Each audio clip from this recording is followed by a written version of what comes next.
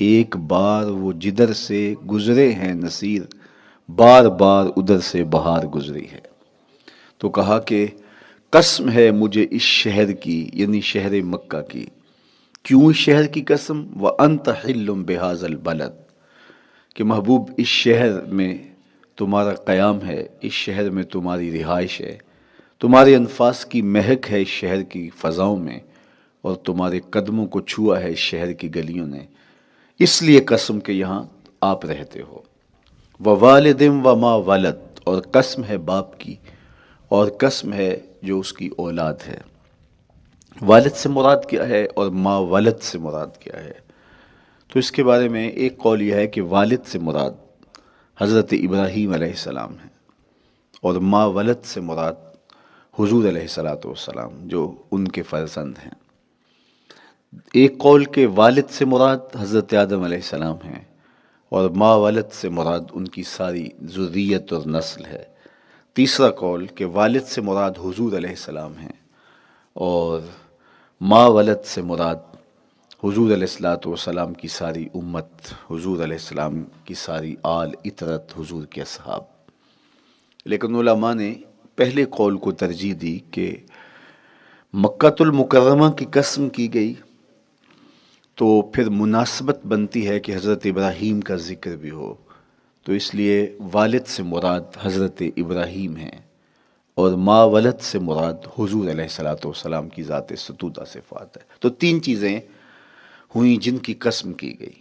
سب سے پہلے شہر مکہ کی قسم کی گئی، پھر حضرت ابراہیم علیہ السلام کی قسم کی گئی، اس کے بعد حضور علیہ الصلاۃ والسلام کے مبارک وجود کی قسم کی گئی۔ تین قسمیں کر کے کہا کیا گیا، چونکہ جو خالی ذہن شخص ہو، جب اس کو کوئی بات بیان کی جائے تو قسم سے آغاز نہیں کیا جاتا۔ متردد الذہن کو کوئی بات کرنی ہو تو قسم سے آغاز کیا جاتا ہے، یا پھر آپ جس مضمون کو بیان کرنے جا رہے ہیں وہ اتنا اہم ہے کہ اس کی اہمیت کو اجاگر کرنے کے لیے آپ کو قسم کرنا پڑتی ہے۔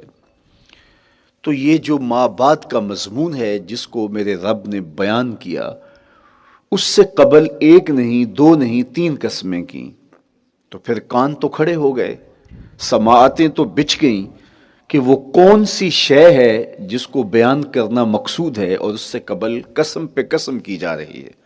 قسم محبوب شہر مکہ کی، قسم محبوب تیرے والد بزرگوار حضرت ابراہیم علیہ السلام کی، اور قسم تیرے پاکیزہ وجود کی۔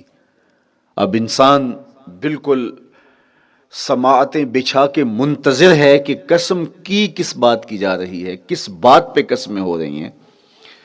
تو جواب آیا، قسم محبوب شہر مکہ کی جس میں آپ رہتے ہو، قسم آپ کے والد بزرگوار حضرت ابراہیم علیہ السلام کی، اور قسم آپ کے پاکیزہ وجود کی۔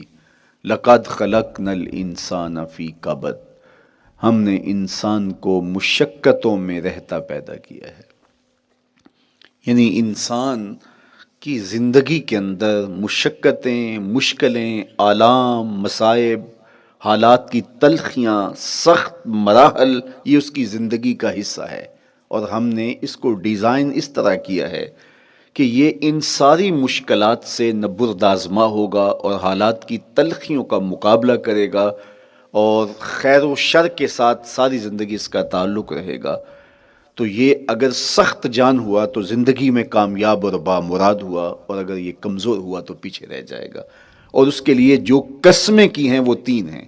قسم کا اور جواب قسم کا تعلق ہوتا ہے، یعنی جس پہ قسم کی جا رہی ہے تو جو قسم کی جا رہی ہے اس کا کوئی آپس میں تعلق ہوگا۔ جب پھولوں کا ذکر کریں گے تو پھر اس کے متعلقات ہی بعد میں بیان کریں گے۔ کسی نے کہا تھا جنگل میں کوئی مے خار مرا ہے، جنگل میں کوئی مے خار مرا ہے، اسے انگور کے پتوں کا کفن دو۔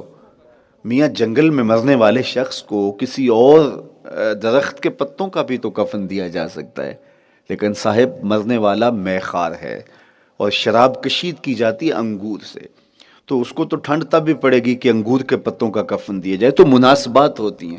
تو اب جب قسم کی گئی تو قسم تین چیزوں کی گئی، اور اس کی جواب قسم سے مناسبت کیا بنتی تھی؟ انسان کو مشقتوں میں رہتا پیدا کیا گیا، حالات کی تلخیوں سے گزرتا ہے، سخت تربیتی مراحل سے اس کو گزرنا پڑتا ہے.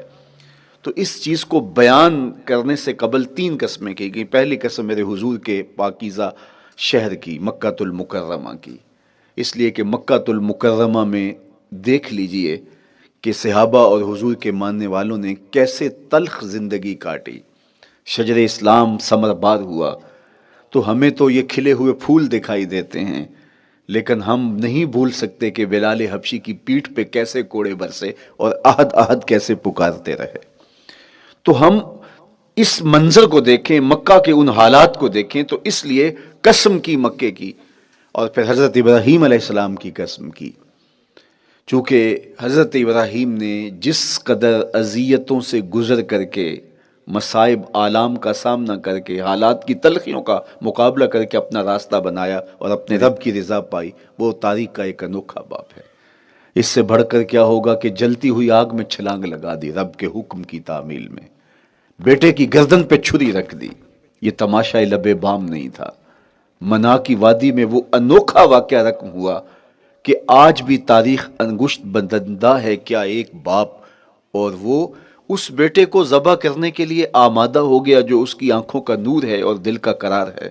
رب سے مانگ مانگ کے لیا، لیکن تعمیل ارشاد میں اس بیٹے کی گردن پہ چھری رکھنے کے لیے باپ تیار ہو جاتا ہے اور اس کو ذبح کرنے کے لیے آمادہ ہو جاتا ہے، حتیٰ کہ بیٹے کو لٹا لیتا ہے اور ہاتھ میں چھری پکڑ کے بیٹے کی گردن پہ رکھ کے پوری ہمت کے ساتھ جب چھری چلاتا ہے تو آواز آتی ہے فلما اسلم وتلہ للجبین ونادیناہ ان یا ابراہیم قد صدقت الرؤیا انا کذالک نجزی المحسنین.